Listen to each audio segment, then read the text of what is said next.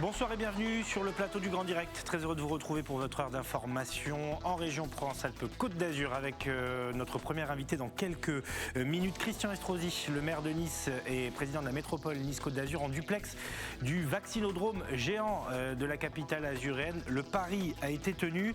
Le décompte est actuellement à 5198 injections réalisées en un seul et même endroit depuis ce matin. Autre préoccupation que celle du Covid, le gel. Dans le Var, la Chambre d'agriculture a déclenché un plan d'urgence pour les agriculteurs, donc, puisque la vague de froid est là. Nous verrons quelles peuvent être les conséquences, évidemment, de cette baisse des températures. Et puis, du journalisme de solution. On va vous coacher dans cette émission avec Valérie Taillarda, qui est donc coach. Elle va nous expliquer comment faire face au coronavirus en entreprise, au télétravail ou tout simplement dans sa vie personnelle. Elle sera avec nous en direct. Bonsoir Eric. Bonsoir Nicolas, je vais écouter, ça m'intéresse. Ouais, écoute, vous pouvez même poser des questions. Ah, oui, vous pouvez même poser des questions. On sera aussi dans les vallées de la Roya pour découvrir une initiative originale de Béatrice Piston qui propose de créer un campus solidaire pour aider ses enfants et pour que les étudiants se mettent également au vert. On vous expliquera tout ça dans quelques instants. Avant de rejoindre Christian Estrosi, depuis donc le vaccinodrome de Nice, eh bien, je vais vous montrer quelle était l'ambiance à 8h ce matin, au moment où le marathon a débuté, le vaccinothon. Donc vous voyez ces images, la fanfare des sapeurs-pompiers de Nice qui accueillaient les volontaires et évidemment les patients qui étaient inscrits. Marie Giusto était sur place dès 8h. Il en faut que pour être heureux, et mon titre pour être heureux, il faut se satisfaire du nécessaire. Vaccination en fanfare ce vendredi matin au Palais des Expositions de Nice. Dès 6h du matin, les Niçois faisaient la queue pour se faire vacciner avec ou sans rendez-vous. Le premier centre de vaccination avec la plus grande capacité est désormais en place. L'objectif, plus de 5000 injections par jour. À l'intérieur, c'est l'ébullition pour préparer les doses Pfizer avant l'ouverture des portes. On prépare chaque flacon pour faire 7 injections par flacon. Et là, on prépare un petit peu puisque les injections vont commencer. Donc pour que chaque poste infirmier et médecin puisse injecter sans attendre. Et puis après, on prépare un peu tout le long de la journée pour avoir des doses suffisantes pour tout le monde. Une mission de santé publique que la ville de Nice a souhaité densifier. L'objectif est toujours d'atteindre les 50 000 vaccinations par semaine. Le maire de Nice souhaite avancer plus vite vers l'immunité collective. Nous sommes à plus de 20% de taux de vaccination et la moyenne nationale est à 12%. Ça montre bien que lorsqu'il y a une bonne logistique, et c'était ma préoccupation dès le mois de décembre lorsque nous avons mis en place cette organisation dans l'attente du moment où les doses commenceraient à arriver de manière plus massive, de pouvoir atteindre un niveau d'immunité le plus rapide possible pour la ville. Cette niçoise n'a pas hésité. Pour elle, seule la vaccination permettra de sortir de la pandémie. Ne bougez pas, j'y vais. Hop. Ça y est, je suis. En voyant l'évolution de la chose, on est vraiment obligé. Il faut que tout le monde en prenne conscience en fait. Première ou seconde dose, les Niçois sont tous rassurés de voir que la campagne de vaccination s'intensifie. Et que tout le monde se vaccine. De toute façon, si on veut sortir, il faut passer par là. Essentiel à mon avis. Je fais partie du milieu médical, donc à la retraite, mais c'est vrai que j'ai toujours été sensibilisée à la vaccination. Au moins comme ça on est protégé. Et au moins comme ça on se protège nous et on protège aussi les autres. Avant chaque injection, un contrôle est effectué par des médecins volontaires. Le patient remplit un questionnaire qui permet d'éliminer ou d'attirer l'attention du médecin sur les éventuelles contre-indications qui sont encore discutables, puisque les allergies sont discutables. On demande, il y a beaucoup de degrés de gravité dans l'allergie et c'est vraiment, en ce qui concerne le Pfizer, c'est vraiment les très fortes allergies, les patients qui ont fait des œdèmes de Kuhn ou des chocs anaphylactiques qui sont contre-indiqués. Accélérer la vaccination, c'est ce qui permettra donc de retrouver une vie normale le plus vite possible, selon ce médecin. Plus on ira vite dans la campagne de vaccination, plus le pourcentage de population vaccinée augmentera et plus on atteindra la fameuse immunité collective qui nous permettra de se débarrasser du virus.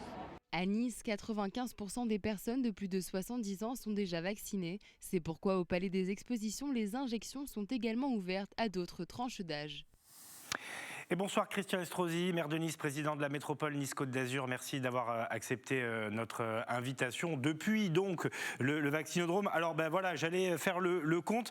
Eh bien écoutez, le site de la mairie de Nice est à jour parce que on voit le décompte en même temps. 5252 vaccinations donc réalisées depuis 8h ce matin. Paris réussi. Ben, je n'aime pas le mot Paris. Simplement, nous nous sommes mis en situation dès le mois de décembre d'être en capacité sur la métropole de Nice d'assurer 50 000 vaccinations par semaine, pour autant que les doses arrivent et nous savons qu'arrivera d'ici 3 semaines, 1 mois, le temps où nous serons en capacité, parce que nous les recevrons, de faire les 50 000 doses. Donc naturellement, avoir des plateformes suffisamment conséquentes et rodées pour pouvoir rentrer dans cette phase où on montera encore plus en puissance est essentiel.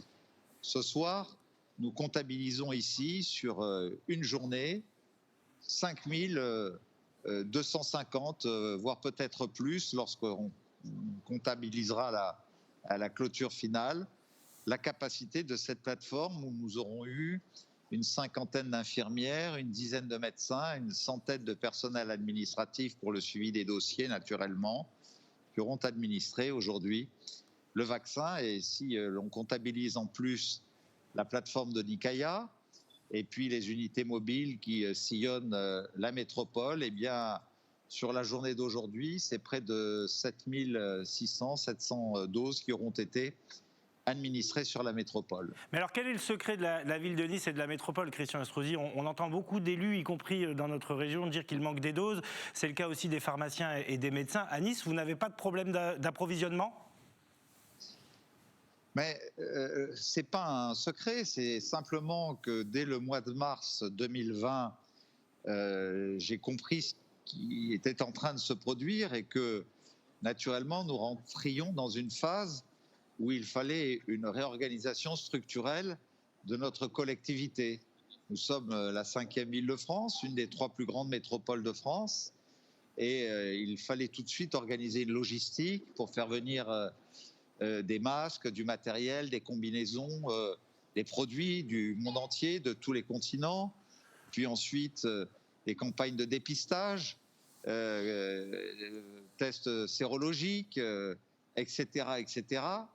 Et j'ai mis en place pour cela une agence de sécurité sanitaire et environnementale et de gestion des risques qui aujourd'hui compte 700 personnes qui se sont réparties entre le personnel des services de santé de la ville et de la métropole, mais aussi du personnel de la culture, du personnel du service des sports, de l'état civil, de l'informatique, de la gestion des ressources humaines, qui ont eu des formations, qui sont mobilisables en appuyant sur un bouton pour 700 d'entre eux, si nous devons faire face à tout type de menaces et d'événements, ou comme aujourd'hui une grande campagne de vaccination. Si demain il y avait un séisme, si demain il y avait un tsunami, si demain il y avait un incident majeur, de la même manière désormais, nous sommes sans doute une des rares collectivités dans notre pays à avoir une telle plateforme et une telle agence de sécurité avec cette logistique qui garantit au gouvernement qu'en nous envoyant des doses de manière extrêmement conséquente, elles seront utilisées, elles seront consommées à bon escient. Christian Estrosi, bonsoir. J'ai 2 questions à vous poser qui sont liées au vaccin. La première, est-ce qu'on vaccine massivement à Nice et dans la métropole avec du Pfizer? Parce que vous avez noté tous les débats et les polémiques qu'il y a autour de l'AstraZeneca. Donc est-ce que c'est du Pfizer? C'est ma première question. Majoritairement, est-ce qu'on vaccine avec du Pfizer en ce moment? Bien, vous savez que l'AstraZeneca est destiné aux pharmaciens et aux médecins généralistes. Pourquoi? Parce qu'il ne nécessite pas le même niveau de conservation et qu'il faut une grosse collectivité reliée à un grand CHU pour pouvoir réunir les conditions de conservation en congélateur à des températures extrêmement basses, près de moins 80 degrés. Voilà pourquoi l'État confie plutôt à de grandes collectivités comme la nôtre d'administrer le Pfizer ou le Moderna, qui lui aussi nécessite à un niveau de conservation autour de moins 20 degrés.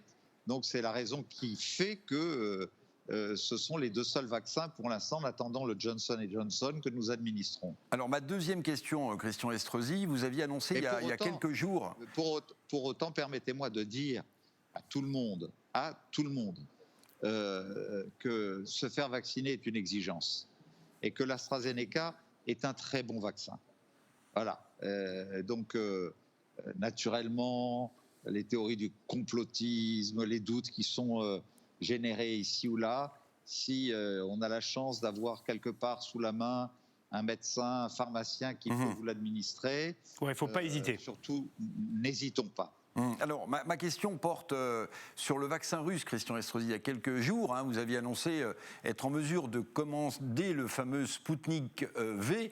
D'ailleurs, vous avez peut-être donné des idées du côté de l'Allemagne, qui a décidé également, avant même les autorisations, d'en précommander. Vous en êtes où avec ce vaccin russe, Christian Estrosi, ce soir? Non, mais l'Allemagne en a précommandé. L'Autriche est engagée dans cette voie aussi. La Slovénie. Il y a une usine de Sputnik qui est en train d'être montée en Italie. Donc, naturellement, nous savons qu'à un moment, ce vaccin qui est déjà administré dans 48 pays dans le monde, qui a fait ses preuves et qui a le niveau de garantie identique au Pfizer, au Moderna ou au Johnson & Johnson, finira par être validé d'ici le mois de juin prochain par les hautes autorités de santé, qu'elles soient européennes ou qu'elles soient françaises. Donc vous attendez les précommandes. Les précommandes de Sputnik V vont arriver à Nice et dans la métropole. Je dis simplement que ma plateforme logistique, mon agence de sécurité sanitaire et environnementale est en capacité de pouvoir s'en procurer, car la différence qu'il y a avec le Pfizer, le Moderna, l'AstraZeneca, c'est que ce sont des vaccins qui ont fait l'objet de commandes européennes et qui ont été validés à l'avance, ce qui n'est pas le cas du Sputnik, qui n'a pas un canal et un passage obligé par l'Union européenne. En même temps, naturellement, il n'est pas question pour moi d'enfreindre les règles imposées ni par l'Europe, ni par mon pays. Christian Estrosi, simplement que nous sommes en mesure de nous en procurer dès lors qu'il y aurait une labellisation par la Haute Autorité de Santé. Christian Estrosi, le président de la République, Emmanuel Macron, a donné une pseudo-bonne nouvelle. Il a dit le vaccin Sanofi avance. Quelle analyse vous faites du fait que la France, pour l'instant, n'a pas été capable de produire, malheureusement, un vaccin, que ce soit du côté de l'Institut Pasteur ou du côté de Sanofi? C'est un signe de déclin, c'est un signe de la recherche française qui n'est plus au top. Comment analysez-vous ce fait? En tant qu'ancien ministre de l'Industrie, qui ai eu à défendre l'industrie pharmaceutique française dans la crise industrielle de 2008-2010, et notamment Pasteur et Sanofi, je le dis, nous avons de grandes industries de santé encore en France. Pasteur, je ne ferai pas de commentaires puisqu'on sait comment dans une guerre d'ego entre deux chercheurs, on a flingué le projet de recherche du vaccin. Mais par contre, je demande à ce qu'on soit beaucoup plus mesuré lorsqu'on parle de Sanofi, qui est un grand groupe industriel, certes international, puisque des capitaux américains notamment sont rentrés dans Sanofi, mais qui reste en grande partie français. Et que les unités de recherche françaises de Sanofi, dans tous les domaines de la biotech, de la chimie, etc., ramènent aujourd'hui, notamment en cancérologie, mais aussi dans bien d'autres domaines épidémiologiques, en Afrique par exemple, dans la balance du commerce extérieur, des milliards d'euros de revenus à notre pays au plan industriel. Donc, je ne veux pas qu'on tire sur Sanofi. Sanofi n'a pas choisi la voie de l'ARN. Bon, il y a un moment où certains ont fait le pari de l'ARN. C'était le cas de Pfizer et de Moderna. Et Sanofi a choisi une autre voie. Vous savez que le génie humain, pour la première fois de l'histoire de l'humanité, et réussir en moins d'un an à sortir un vaccin, c'est quand même quelque chose d'extraordinaire. Mon Sanofi a choisi une voie qui prend plus de temps, mais qui devrait émerger d'ici la fin de l'année. avec peut-être, sans doute même, un vaccin qui sera plus durable dans le temps, là où avec l'ARN messager, on a une réponse immédiate, mais qui peut être plus courte dans le temps et qui exigera peut-être, en fonction de l'évolution du virus, de repasser une vaccination. Donc c'est pour cela qu'il ne faut pas tirer sur Sanofi, mais au contraire les encourager. Non, je ne tirais pas, je faisais un constat, Christian Estrosi. Oui, mais voilà, je voulais vous éclairer parce que c'est important d'être aussi des patriotes industriels. Nous avons un grand pôle industriel de santé, de pharmacologie, avec Sanofi, et personnellement, je sais que nous y avons des chercheurs, des scientifiques de très haut niveau qui y travaillent. Un président français, Olivier Bogillot, de très grande expérience. Et je souhaite aussi que nous sachions nous montrer à leur côté, parce que je crois qu'il y aura un avenir au moment où le vaccin de Sanofi sortira. J'en suis pour ma part convaincu. Une dernière question, Christian Estrosi, avant de vous libérer. Elle concerne la vaccination sur le territoire de la métropole. On voit le décompte qui augmente derrière vous, d'ailleurs, 5287. Est-ce qu'il faut aussi doper cette vaccination chez les pharmaciens et les médecins qui parfois ont du mal à se fournir en doses? Et quelle est la situation sur le territoire métropolitain? J'imagine que vous regardez ça de près. Alors, il y a le territoire métropolitain, mais il y a tout le département, les Alpes-Maritimes, naturellement. Comment ne pas nous montrer solidaires entre territoires, entre agglomérations, avec Cannes, avec Antibes, avec Grasse, avec Menton, et puis surtout avec nos vallées du Haut-Pays qui ont tellement souffert. Pour la métropole, naturellement, j'ai privilégié tout de suite la Vésubie et la Tinée, mais je regarde du côté de la Roya, qui dépend plutôt de l'agglomération de Menton.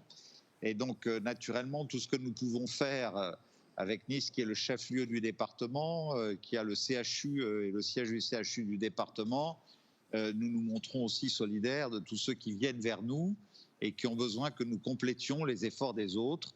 Et c'est pour cela que, au fond, ce qui se passe aujourd'hui démontre que l'État, sans les collectivités locales, ne pourrait pas réussir à aller le plus vite possible vers une immunité la plus large possible et la plus collective qui soit.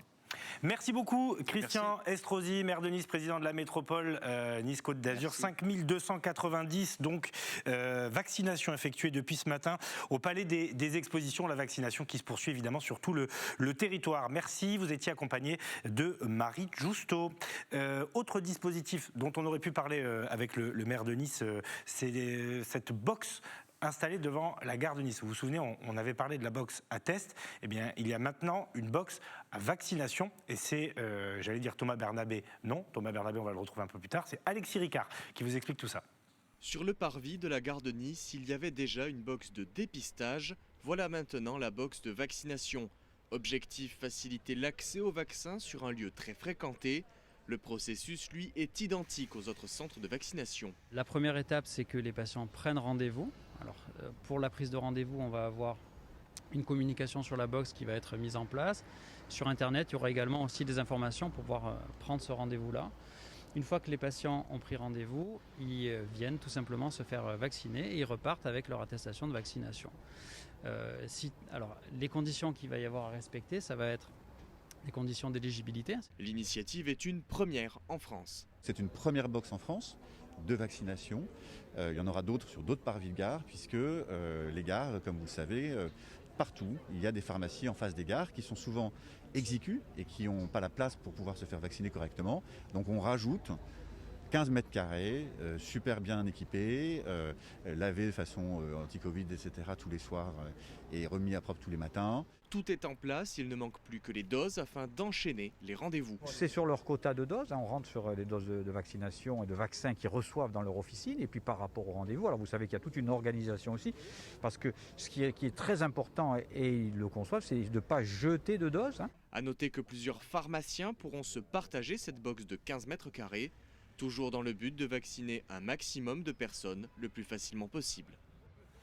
Alors on va jeter un petit œil aux chiffres. Après je vous donnerai la parole Eric parce que votre édito concerne AstraZeneca et la vaccination.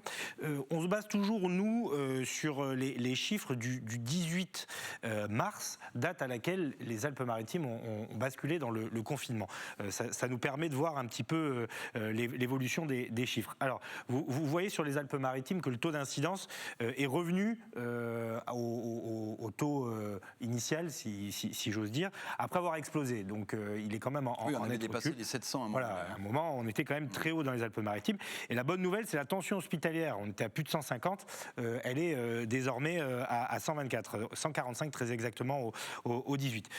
Le problème reste dans les Bouches-du-Rhône et dans le Var, avec des taux d'incidence, je vous laisse découvrir les chiffres, et des taux de tension hospitalière très hauts, mais on peut espérer que les courbes s'inversent aussi avec la petite semaine de décalage qui sépare donc les prises de décision entre les Alpes-Maritimes et le reste du pays. AstraZeneca, oui. Eric. Alors AstraZeneca, pendant, Christian Estrosi nous rappelait qu'on vaccine plutôt Pfizer dans ce vaccinodrome à Nice, eh bien on s'interroge beaucoup et de plus en plus malheureusement sur l'AstraZeneca. Vous savez que 530 000 Français de moins de 55 ans ont reçu une première dose d'AstraZeneca. Or, depuis plusieurs semaines, on sait qu'on recommande l'AstraZeneca pour les plus de 55 ans. Donc la question qui se posait, Nicolas, c'est... Que faut-il administrer en seconde dose pour ces 530 000 Français qui ont reçu une première dose d'AstraZeneca et qui ont moins de 55 ans?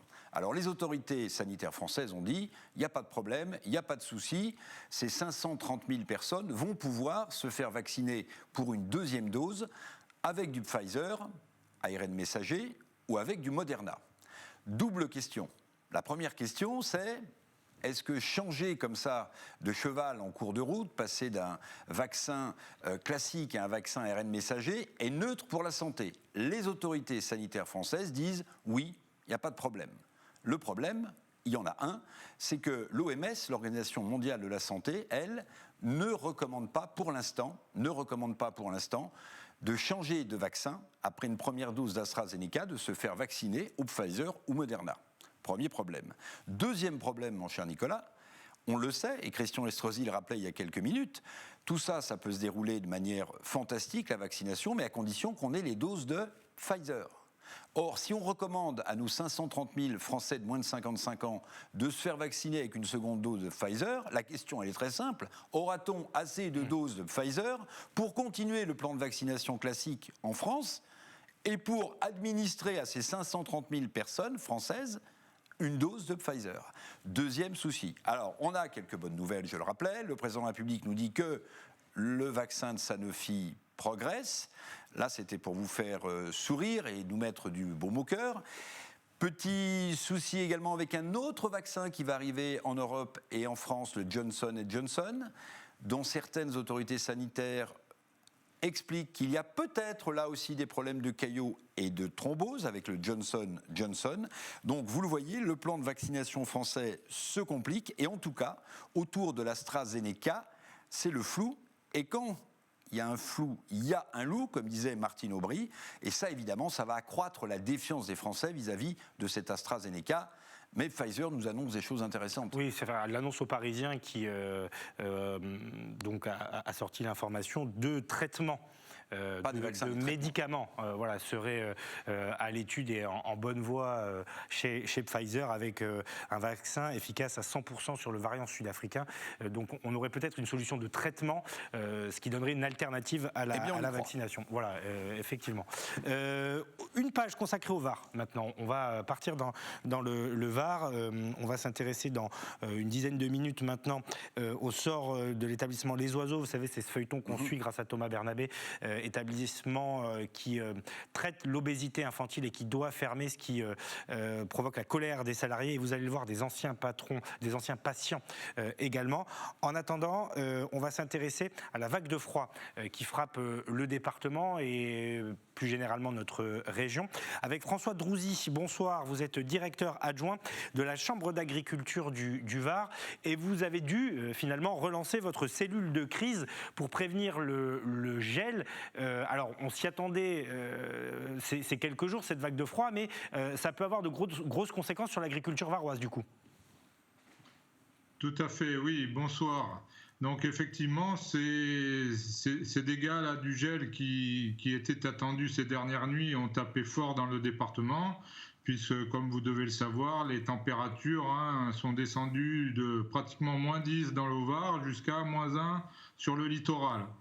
Donc l'ensemble des cultures varoises ont été touchées, qui démarrent évidemment en grande partie sur les vignes, puisque -5, -4, -5 en centre-Var, ça fait mal, mais aussi l'arboriculture, le maraîchage et voire l'horticulture avec nos fameuses pivoines du Var qui ont été touchées aussi sur certains secteurs. Donc cellule de crise à la Chambre d'agriculture, ça veut dire quoi? Que vous vous mobilisez pour les professionnels?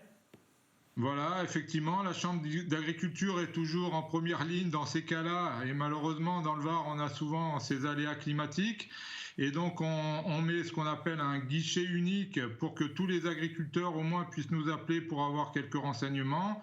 Mais surtout, en premier lieu, c'est le recensement des dégâts, puisque il va falloir qu'on évalue les surfaces, le nombre d'hectares, les montants, pour pouvoir faire remonter, notamment au ministère, les montants et les dégâts pour éventuellement faire des procédures d'indemnité dans le cadre des calamités agricoles. Vous avez déjà un premier constat, une première idée, peut-être pas en chiffres, mais est-ce que beaucoup d'agriculteurs vous contactent, tout simplement, déjà ? Oui, tout à fait, puisque c'est que le début, c'était jeudi matin, le temps de monter toute notre procédure d'enregistrement, mais on a déjà une petite centaine d'exploitants agricoles qui se sont manifestés. Ce n'est que le début, je pense que lundi on en saura plus, et ça va être bien évidemment surtout le centre-Var avec les viticulteurs qui ont été le plus touchés. Éric, une centaine déjà en 24 heures, c'est quand même énorme. Je ne m'attendais pas à un chiffre aussi élevé. Et ce qui est inquiétant, c'est que vous vous attendez à un afflux durant le week-end. Éric Revel. Alors, ce matin, Monsieur Drouzy, sur Sud Radio, le ministre des Finances, Bruno Le Maire, a affirmé que les départements les plus touchés, et bien sûr nos départements, allaient bénéficier de ce qu'on appelle le statut de calamité agricole. Le ministre a indiqué que les aides allaient être décaissées le plus rapidement possible. Ça veut dire que, pour vous, il est urgent de monter les dossiers pour réclamer le plus vite ces aides pour soutenir les producteurs qui vont voir peut-être leur production de fruits, de vin être réduite de 50, 60, on parle même de 80% dans certains départements. Vous avez commencé à monter ces dossiers pour bénéficier des aides du statut de calamité agricole ? Alors, c'est pas si simple, le dispositif est très lourd, c'est un dispositif que l'on connaît bien aussi malheureusement, mais il y a plusieurs étapes, donc notamment la première évaluation des dégâts, pour qu'on puisse savoir le montant global qu'on pourrait demander, et ensuite il faut que ça soit validé par un niveau départemental avec la DDTM, donc l'antenne départementale du ministère, et ensuite ça passera sur une commission nationale pour l'attribution de l'enveloppe. Mais vu l'ampleur nationale de l'aléa, on va avoir une multitude de demandes au niveau national et j'ai bien peur que ça coince, entre guillemets. Et malheureusement, les agriculteurs et notamment les viticulteurs n'ont pas une perte immédiate. La récolte, elle est que aux vendanges prochaines. C'est plutôt les maraîchers, les secteurs les plus ventes directes, je dirais, qui vont être les premiers impactés, qu'il va falloir trouver des solutions bien plus rapides pour ces productions-là. Une dernière question, François Drouzy. Si des agriculteurs nous regardent, que doivent-ils faire pour vous contacter ? J'imagine qu'ils ont votre numéro de téléphone, mais il y a une page dédiée, un site internet, un numéro particulier ? Tout à fait. Le site internet de la Chambre d'agriculture a été mis à jour dès hier pour d'une part donc avoir le numéro de téléphone ou la boîte mail de la Chambre d'agriculture qui est une boîte aux lettres spéciale crise. Ensuite, on a, comme je vous l'ai dit tout à l'heure, un questionnaire en ligne pour pouvoir recenser les dégâts, pour qu'on ait le maximum de choses. Et bien évidemment, on divulgue des conseils techniques de préconisation pour essayer de modérer, évidemment, mais bon, le mal est fait, mais il y a des tailles spécifiques derrière un gel. Il y a aussi des traitements, de l'apport d'engrais qui permettent de booster un petit peu la végétation. Et avec l'eau qui est annoncée, qui pourra être, je l'espère, un meilleur démarrage de la végétation dans les tout prochains jours. Merci beaucoup François Drouzy, directeur adjoint de la Chambre d'agriculture du Var. On souhaite évidemment beaucoup de courage à toute la profession dans notre région et on espère que les dégâts seront le plus limités possible. On reste dans le département du Var avec ce feuilleton que nous suivons depuis le départ, la fermeture annoncée de l'établissement des oiseaux qui, à Sanary, prend en charge les enfants victimes d'obésité. La direction parisienne du site souhaite fermer donc l'établissement, ce qui n'est pas du tout du goût des salariés qui considèrent que cet établissement a toute sa vocation et toute sa place. Ils ont manifesté cet après-midi devant l'ARS à Toulon, l'agence régionale de santé, et ils ont reçu le soutien d'anciens patients qui eux aussi ne souhaitent pas voir fermer les oiseaux. Reportage de Thomas Bernabé. L'AJO Les Oiseaux, spécialisée dans le traitement de l'obésité infantile, poursuit sa lutte contre sa fermeture. Ce matin, des salariés se sont rendus devant le siège de l'ARS de Toulon afin de faire remonter leurs revendications. Cette poignée de salariés était accompagnée par d'anciens patients de l'établissement, une façon pour eux de prouver une fois de plus l'efficacité des traitements proposés au sein de l'établissement. Je suis une ancienne patiente, très ancienne, parce que ça date de 1988. Ça m'a apporté par rapport à l'alimentation, une aide pour essayer de manger mieux, tout ça. Et puis aussi, à l'âge adolescent, j'ai connu des personnes formidables, les monitrices, les éducateurs, tout ça. Et c'est vrai que ça nous aide aussi dans ce fonctionnement-là, parce que sans eux, ce ne serait pas possible. Ça m'a apporté beaucoup de choses. Je trouve que j'ai grandi mentalement et physiquement aussi. J'ai l'impression que c'est un autre moi, une autre personne. Ça m'a changé. Ouais. Les oiseaux, ça m'a apporté beaucoup de choses, beaucoup de confiance, beaucoup d'estime de moi. J'ai redécouvert beaucoup de choses. Grâce aux oiseaux, j'ai gagné beaucoup de confiance et je serais peut-être pas là si je serais pas allé aux oiseaux, c'est même sûr. Ça a changé ma vie et je m'en souviendrai tout le temps, toute ma vie.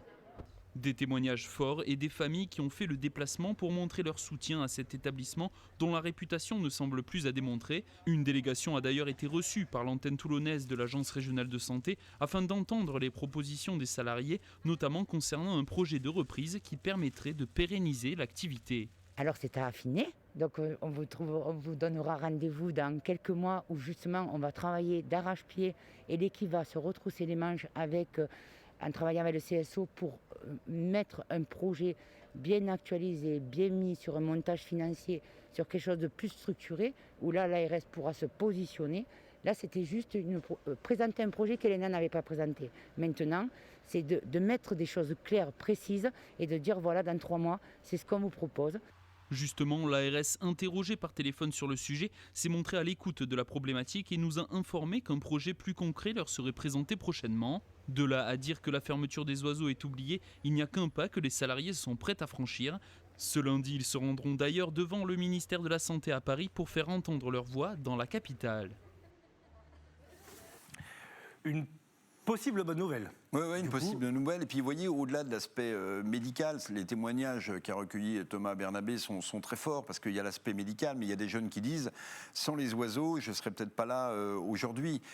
Ça veut dire qu'au-delà de l'aspect médical, ça redonne confiance. Et puis, il y a l'aspect social, de lien social important. On voit bien que ces gens qui sont passés par des moments difficiles dans leur vie constituent presque une famille. Donc, au-delà de l'aspect financier d'un centre comme celui-ci, il y a tout cet aspect social, de lien social, de fraternité, de solidarité qu'il ne faudrait pas balayer d'un revers de main. Et celui-là, cet aspect-là, il n'est pas quantifiable financièrement. Non, bien sûr. De toute façon, c'est la problématique, c'est là où la problématique est compliquée quand des groupes privés gèrent des établissements de santé. C'est qu'il y a toujours cette dichotomie a priori entre la santé et le fait de faire des bénéfices, ce qui est normal quand on est un groupe privé. Donc effectivement, si on peut trouver une solution et une porte de sortie parce que visiblement, selon les témoignages recueillis par Thomas, les oiseaux, c'est quand même un établissement qui a une vraie portée sociale et sanitaire.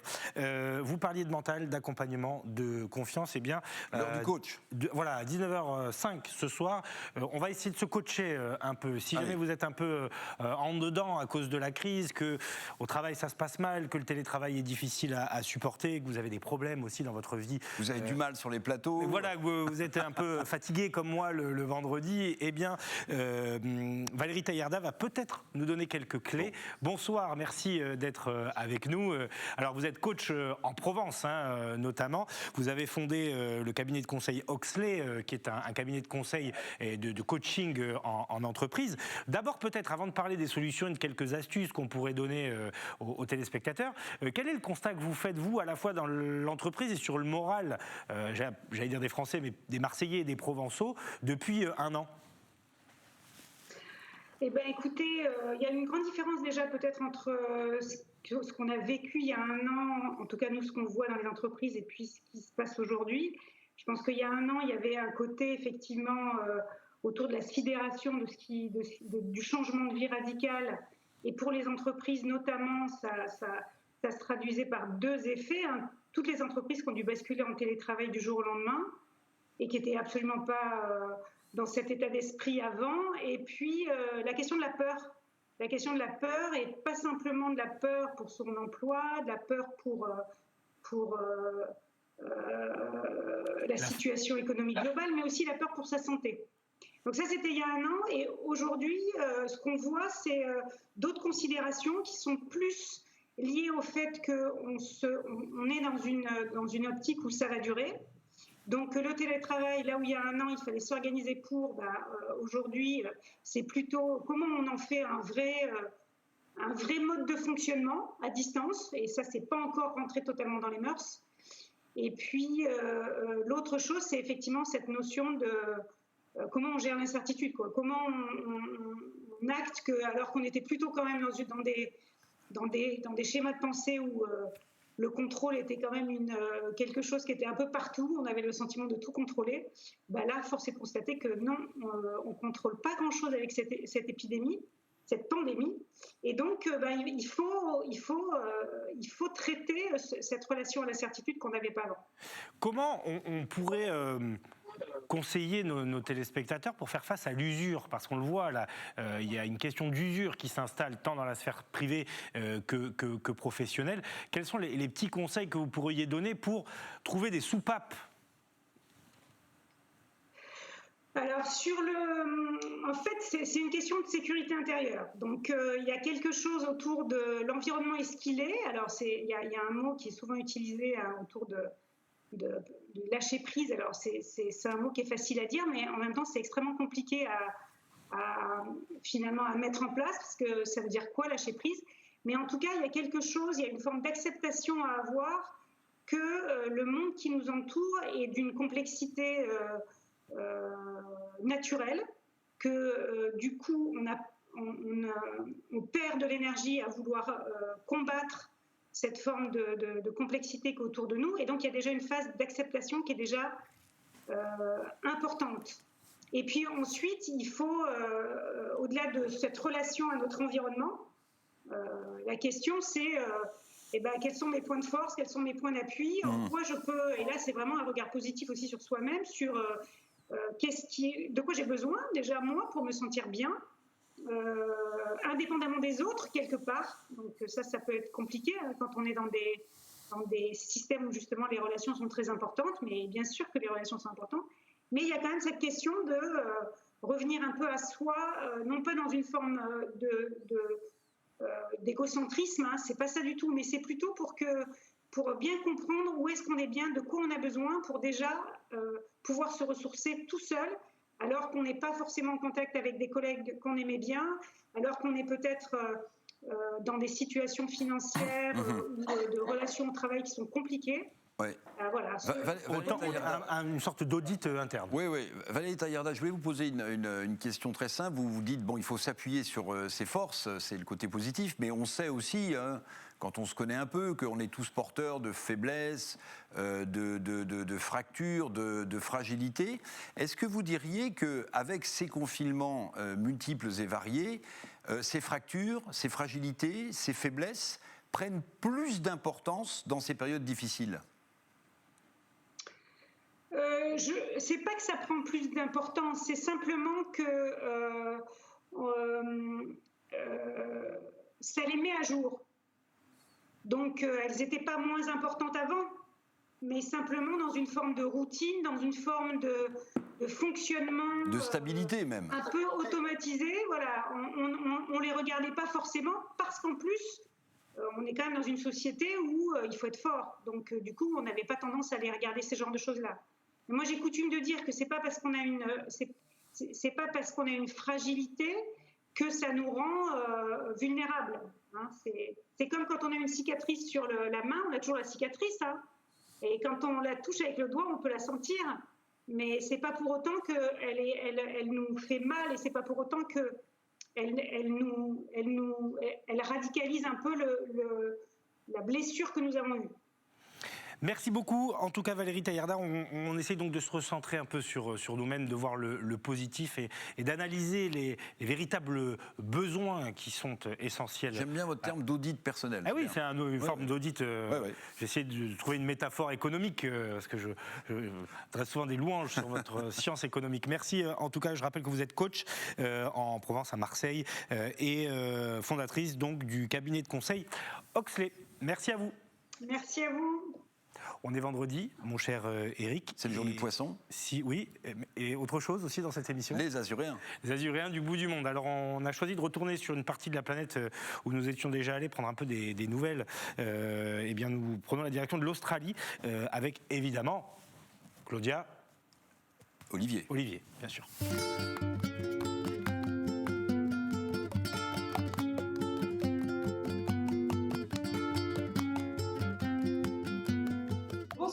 Et à tous, bienvenue dans ce nouvel épisode des Azuréens du bout du monde.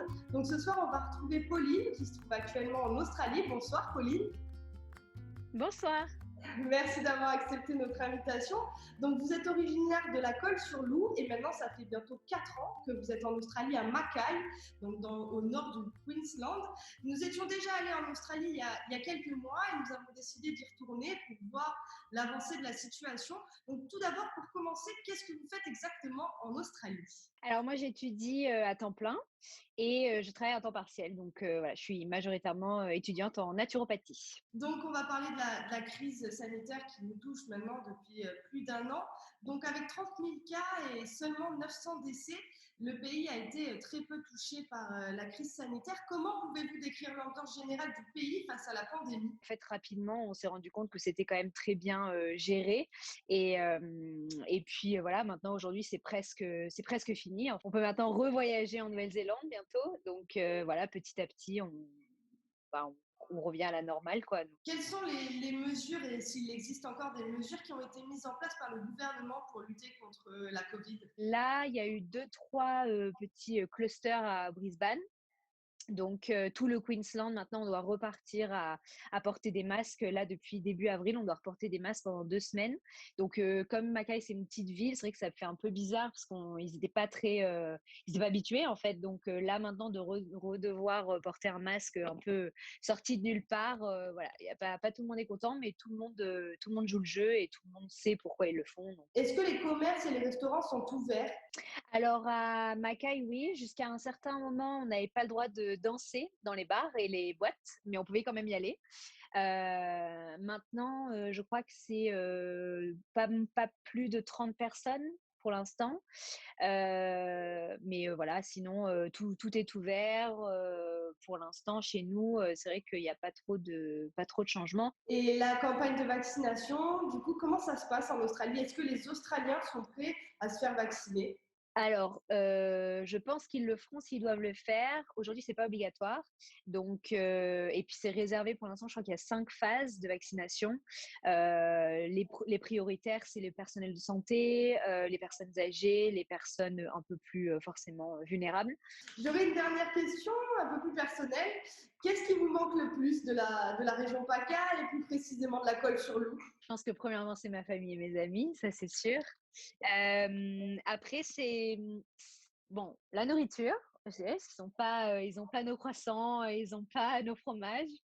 Mais je dirais aussi un peu cette ambiance méditerranéenne, quoi. Merci beaucoup d'avoir pris le temps de Merci. À nos questions.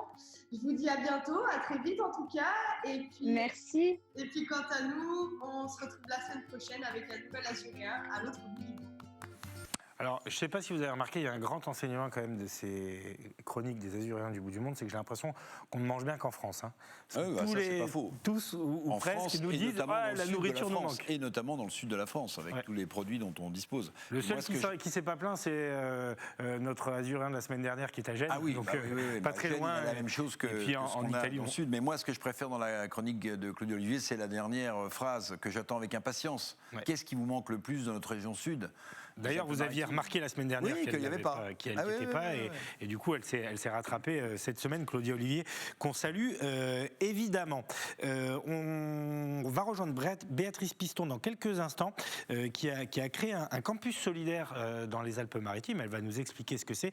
Mais d'abord, on voulait mettre un peu l'accent et le focus sur cette initiative prise par la mairie de Marseille, initiative solidaire pour distribuer des paniers repas gratuitement à des familles qui ont des enfants et qui y ont droit. C'est Valentin Rodriguez qui vous explique le comment du pourquoi. Un geste de solidarité en cette période de crise sanitaire. Face aux nouvelles mesures de fermeture des écoles décidées par le gouvernement, la mairie de Marseille a souhaité maintenir une aide aux familles marseillaises bénéficiant habituellement de la gratuité de la cantine scolaire. On est sur un site de distribution alimentaire à destination des familles qui bénéficient de la gratuité des cantines. Puisque effectivement les écoles ont été fermées, hormis pour les publics prioritaires, la ville de Marseille a fait le choix de transformer ces 3 repas, qui étaient des repas gratuits à destination des familles les plus démunies de la ville, en distribution alimentaire pour pas qu'elles en perdent le bénéfice, étant entendu qu'on sait que dans de très nombreux cas, le repas équilibré est le repas qui a lieu à la cantine. Et donc effectivement, comme on sait que ça peut mettre en difficulté les familles, on a fait le choix de puiser dans les stocks de la ville pour assurer une distribution alimentaire sur ces 3 repas. Depuis ce jeudi, un dispositif de distribution de paniers repas est mis en place dans plusieurs écoles de la cité phocéenne. Il y a 19 écoles qui sont ouvertes dans la ville et qui font office de lieu de distribution avec des équipes que vous voyez ici, qui sont des équipes composées de services civiques d'unicité et en plus, ici, c'est des médiateurs sociaux de la ville de Marseille, mais ça peut être aussi des membres de centres sociaux de la ville de Marseille qui, en fonction des lieux, viennent animer le dispositif et accueillir les familles. Au total, c'est 2000 enfants marseillais qui sont visés par cette opération solidaire. Par panier repas, on a par enfant un sachet avec un paquet de pain de mie, des biscuits, de la compote, on a des petites salades et des fromages. Et ensuite, on donne en plus par famille un sac, une boîte de raviolis, une boîte de thon, justement pour qu'ils puissent manger. L'équivalent de 6000 repas a été distribué au cours de ces 2 derniers jours. D'autres initiatives solidaires organisées par la municipalité sont prévues dans les prochaines semaines. Une autre belle initiative maintenant, et celle-là, elle va beaucoup vous plaire, Eric, je le sais. Ah mais celle-là me plaisait beaucoup, oui, déjà. Bien sûr, mais vous allez voir le système astucieux imaginé par Béatrice, qui est donc dans la vallée sinistrée, dans l'une des vallées sinistrées dans les Alpes-Maritimes. Elle est à Belvédère, très exactement, et avec le confinement, tout ce qui se passe, à la base, elle était très inquiète pour la scolarité de son fils Loïc, qui a 13 ans. Elle gère un gîte, et elle s'est dit, on va tenter de joindre l'utile à l'agréable. Elle sait que les étudiants ont besoin de prendre l'air, de se ressourcer. Eh bien, elle offre le gîte gratuitement durant les week-ends à ses étudiants en échange d'1 ou 2 heures de cours pour son fils Loïc. Donc je trouve que le système est fabuleux. Gagnant. Et Béatrice est avec nous. Bonsoir, merci d'être là en direct pour nous parler donc de ce campus. Alors, dites-moi comment on prononce, parce que je ne sais pas, c'est à l'anglaise, on dit Barver Campus. Barvert Campus. Donc j'ai un peu dégrossi la chose, mais voilà, vous avez trouvé une formule où tout le monde y gagne finalement. Oui, en fait, après la tempête Alex, après avoir quand même eu un côté un peu troublé psychologiquement pour tout le monde dans la vallée, après avoir immergé de tout ça, je me suis dit comment moi je pouvais aider les étudiants et que je connais bien sur le campus de Val-Rose. Et je me suis dit, on a la particularité d'être dans un lieu où on s'oxygène. Moi, j'ai un enfant qui est en difficulté scolaire dans la vallée par rapport à un décrochage qui se fait depuis le premier confinement. Qu'est-ce que je peux faire pour l'un et pour l'autre ?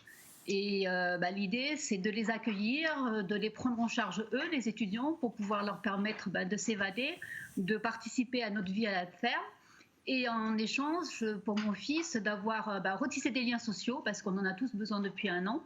Et j'ai trouvé ça le moyen, on a déjà l'habitude, nous, quand on accueille nos autres, de le continuer, mais d'une façon plus solidaire pour ces personnes-là. Alors, j'imagine que vous avez des candidatures, parce que très honnêtement, Eric, je ne sais pas ce que vous en pensez, mais moi, si j'avais vu cette opportunité-là étant étudiant, je l'aurais saisie. Alors oui, j'ai eu des candidatures d'étudiants, mais fatalité, pour être honnête, avec les confinements qui se sont suivis, on n'a pas pu mettre ça en place sur la totalité, puisque eux-mêmes ont été reconfinés. Ils ont quand même dans semaine des présentiels à assurer. Le flou artistique sur la logistique, quand est-ce que je peux sortir, pour combien de kilomètres. Et j'ai eu en fait, comme vous dites, des personnes qui sont venues, mais ça a été des professeurs. Bon, c'est bien aussi, remarquez, eux aussi ont besoin d'évasion. Ça a été top puisque ce sont des professeurs qui sont sortis du système d'éducation nationale. J'ai eu une astrophysicienne, une professeure d'anglais, un chef cuisinier qui est venu aussi et qui nous ont permis pendant 4 semaines de bénéficier en fait d'un échange collaboratif et très très humain avec nous. Mais je vais passer là, juste Eric, on pourrait demander aux autorités d'autoriser le cochage de la case motif impérieux pour aller jusqu'à Belvédère. Oui, ce serait bien. Béatrice Piston, vous parliez du décrochage scolaire de votre fils tout à l'heure. On a le sentiment qu'un prof d'anglais, c'est peut-être plus utile qu'un astrophysicien pour qu'il suive son programme. À 13 ans, il doit être en 5e. Enfin, oui. Et non, il est en 3e. Parce que si on approfondit ce décrochage scolaire, c'est un enfant haut potentiel. Et à l'heure actuelle, l'éducation nationale a des difficultés pour mettre en place la compréhension de ces problématiques-là. Et donc l'astrophysicienne, qui quand même est très proche, puisqu'elle a été aussi enseignante, elle travaille sur Sophia Antipolis dans tout ce qui est recherche pour mettre en relation les doctorants et en fait les entreprises. Lui donne des cours de mathématiques et physique-chimie qui font partie du programme de 3e. Parfait. Ouais, mais c'est franchement une très belle initiative qu'on voulait saluer. Alors juste, effectivement, comme là, on est en période de confinement, est-ce qu'on peut quand même tenter de se rapprocher de vous pour les week-ends qui arrivent voilà, les étudiants peuvent vous contacter. Alors comment ? Volontiers. Les étudiants viennent volontiers, puisque moi, j'ai vraiment envie de partager avec eux notre quotidien, de les faire impliquer dans la ferme, de visiter le parc du Mercantour et de comprendre aussi la rusticité de ce que c'est habiter en zone blanche par rapport à tout ce qui est suivi médical pour les enfants qui ont des 10, puisque mon fils a des 10, donc très difficile, impossible voire carrément de trouver des ergothérapeutes, des orthophonistes. On est vraiment dans un moment très compliqué pour les gens qui habitent en zone rurale. Il faut que ça bouge, mais il faut vraiment que ça bouge parce qu'il faut utiliser toutes les compétences. On a ce qu'il faut dans la vallée, on a des maisons du département, mais elles ne sont pas utilisées à fond. Et je ne suis pas la seule à impliquer. J'ai des personnes qui ont d'autres enfants qui sont en décrochage scolaire. Il faut vraiment que ça bouge pour nous. Et comment on fait alors du coup pour vous joindre au Barvert Campus ? Il y a une page Facebook, un numéro, quelque chose ? Alors, il y a une page Instagram et puis il y a mon adresse mail qui est bergeriedekakis@gmail.com. Voilà, et donc le nom c'est Barvert, B-A-R-V-E-R. Barvert, Belvédère, les Belvédérois. Voilà, merci beaucoup en tout cas Béatrice, bon courage à vous. Vous embrasserez Loïc pour nous bien sûr, et on engage évidemment tous les professeurs, étudiants qui souhaiteraient donner un coup de main et s'oxygéner, eh bien de se plonger dans cette belle initiative. Merci à vous. pour d'autres parents, si ça peut servir pour d'autres parents sur d'autres idées de ce genre, il faut que tout le monde cède en fait en cette période difficile. Merci beaucoup, bonne soirée à vous et merci d'avoir accepté cette invitation ce soir en direct sur les antennes d'Azur TV. Je ne sais pas si on aura le temps de regarder les 2 derniers sujets prévus au programme, mais on va commencer avec là aussi une idée sortie. Si vous êtes du côté de Hyères, dans un rayon de 10 km bien sûr, une activité que vous pouvez faire en extérieur, y compris durant le confinement, c'est cette escape game imaginée par l'Office du tourisme de la commune pour vous faire découvrir le patrimoine de la cité varoise. Marion Colangelo. Donc là, c'est 1h midi, 1h55. C'est parti. Le chronomètre est synchronisé avec l'horloge de la porte Massillon. Stylo à la main et de bonnes chaussures aux pieds, partez sur les traces des chevaliers des Templiers. À la découverte de la ville d'Hyères, à travers un escape game en plein air. On découvre surtout la vieille ville, les monuments médiévaux de la ville et aussi des petites anecdotes qu'on ne sait pas forcément quand on se balade tout seul sur la ville. C'était un peu le but aussi d'apprendre les histoires cachées de la ville, les petits recoins où on ne passe pas forcément en tant que touriste lambda ou même hyérois. Hein. Une idée qui a fleuri dans l'esprit de Laurie et Laurette qui souhaitaient créer une activité ludique facilement réalisable en ces temps confinés. En ce moment, avec le confinement, on ne peut pas forcément sortir beaucoup, faire des choses en intérieur et on s'était dit que trouver une activité qui soit ludique et qui soit culturelle et qu'on puisse être en extérieur, ça pouvait être sympa.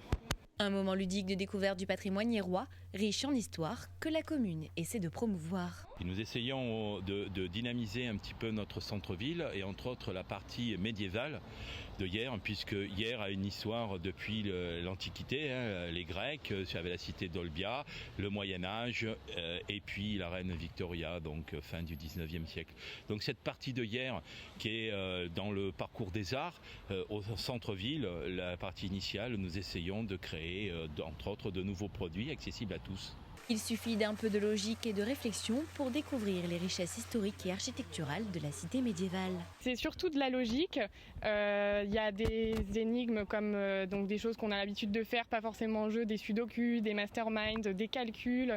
Donc il faut surtout avoir un cerveau aiguisé et des bonnes chaussures aussi, des bonnes chevilles pour courir vite, monter, sans vouloir spoiler non plus, monter jusqu'au plus haut point de la ville. Et voilà, il faut être rapide pour arriver dans le temps du chrono et puis réussir toutes les énigmes pour découvrir les étapes suivantes à chaque fois. Pour vivre l'expérience, il vous suffira de vous procurer un dépliant à récupérer devant l'entrée de l'Office du tourisme ou en le téléchargeant directement sur le site internet de la ville. Voilà. Le conseiller au tourisme de la ville d'Hyères, il parle de la cité d'Olbia. Alors c'est la 3e ou 4e fois que j'en entends parler. Il paraît que c'est un site archéologique de réputation mondiale. Oui. Et c'est vrai que malheureusement, on sera un peu à plus de 10 km, on ne peut pas y aller, mais ça donne vraiment envie parce qu'on entend souvent parler de ce site archéologique d'Olbia. Plus que 3 semaines. Plus que 3 semaines.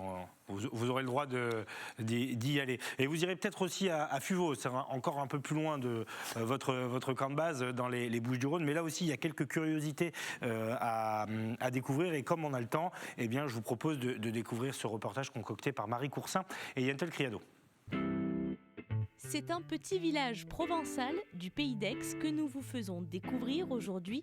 Direction Fuveau, à quelques kilomètres de Marseille. La commune compte 10 000 habitants. En face de la chapelle Saint-Michel demeure un moulin qui date du XVIIIe siècle et à l'histoire peu ordinaire. Ce moulin possède une embase circulaire qui permettait à l'origine de battre le blé.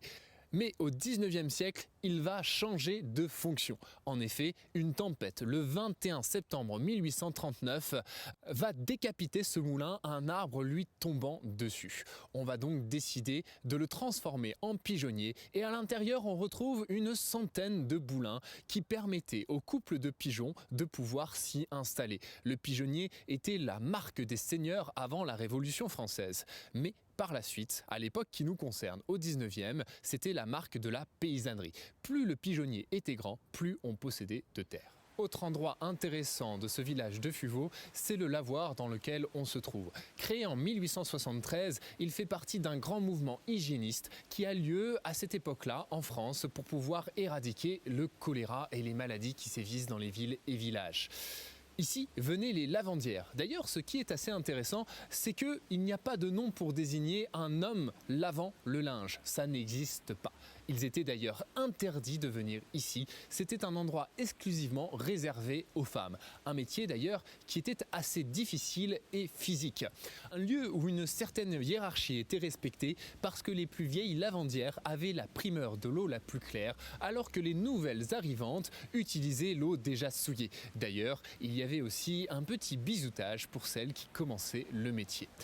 On pouvait aussi simplement y venir pour pouvoir y laver son linge, enfin plutôt le rincer. Originellement, on ne lavait pas dans un lavoir, on rinçait le linge. Il y avait plusieurs bassins et chacun d'entre eux est d'ailleurs surmonté d'arceaux sur lesquels des poutres en bois étaient enfichées pour pouvoir étendre le linge. La dernière lavandière d'ailleurs a amené son charreton ici de linge dans ce lavoir, c'était en 1968, une époque pas si éloignée que cela. L'eau du lavoir ici venait d'une grande galerie qui avait été construite en dessous du village de Fuveau à l'origine pour désennoyer les mines. L'eau était donc utilisée jusqu'ici et bien après d'ailleurs parce que les agriculteurs l'utilisaient pour pouvoir irriguer leurs champs. Il y a encore énormément de choses à voir à Fuveau, mais c'est terminé pour aujourd'hui. Je vous invite, si vous êtes intéressé, à nous suivre sur Facebook Secret d'ici et à participer à nos différentes visites guidées à Aix, dans le pays d'Aix, Fuveau, Mérargues, à l'été, en visite publique ou en visite privée. Je vous remercie et vous souhaite une bonne journée. Voilà, professionnel de la télévision, le guide. Arthur, le guide conférencier, il devrait travailler avec Stéphane Bern à Secret d'Histoire. Ouais. Hein. Là, je lui conseille. Là. En tout cas, il n'est pas employé d'Azur TV, mais bon, voilà, il était dans le personnage. Formidable. En tout cas. Bien, c'est la fin de ce grand direct, c'est la fin de cette semaine également. Merci à vous, Eric. À lundi, mon cher Nicolas. Passez un bon week-end. Merci évidemment à Théo Sarfati, Sébastien Lyotard, Ilan Dehé, Fabrice Giusto, sans oublier Philippe Caudet, Stéphanie Mossman et tous nos journalistes dans nos 3 départements. Bon week-end, donc et à lundi.